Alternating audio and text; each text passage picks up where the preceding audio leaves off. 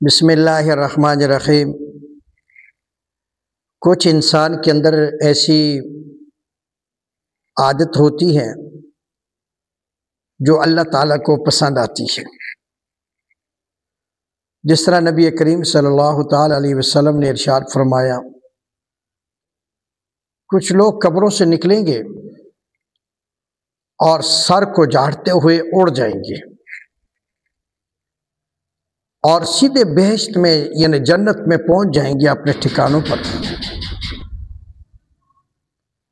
और जब अपने ठिकानों पर पहुंचेंगे अपनी मर्जी से खाएंगे, अपनी मर्जी से पिएंगे, अपनी मर्जी से बैठेंगे, अपनी मर्जी से चलेंगे, यानी उनकी मर्जी के मुताबिक जो कुछ होगा।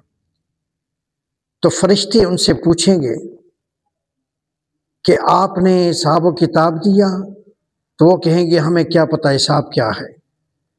फरमाएं फिर पूछेंगे क्या आपने पुल सरात से गुजरे? फरमाए हमने पुल सरात भी नहीं देखा। आपने जहन्नम देखी? वो कहेंगे हमने जहन्नम भी देखी। तो फरिश्ते अर्ज करेंगे कि आपने कौन सा ऐसा अमल किया था कि जिसकी वजह से आपने ना तो पुल सरात अबूर किया, ना हिसाब किताब दिया और ना जहन्नम देखी, और आप सीधे डायरेक्ट उठते हुए आगे जन्नत में? तो कौन सा अमल किया? तो उन्होंने फरमाया कि हमारे अंदर दुनिया के अंदर दो चीज़ें, दो आदतें मौजूद थी। एक ये है कि जलवत में, खलवत में, हर हाल में अपने अल्लाह का खौफ अपने दिल में रखते थे, और दूसरी चीज़ ये थी कि जो अल्लाह दिया, अल्लाह ने दिया, अल्लाह देता था, हम उस पर राज़ी रहते थे। तो ये दो चीज़ें हम अपने अंदर पैदा कर लें तो अल्लाह ताला की नुसरत और मदद हासिल हो जाए। वमा अलैना इल्ला अल बलाग।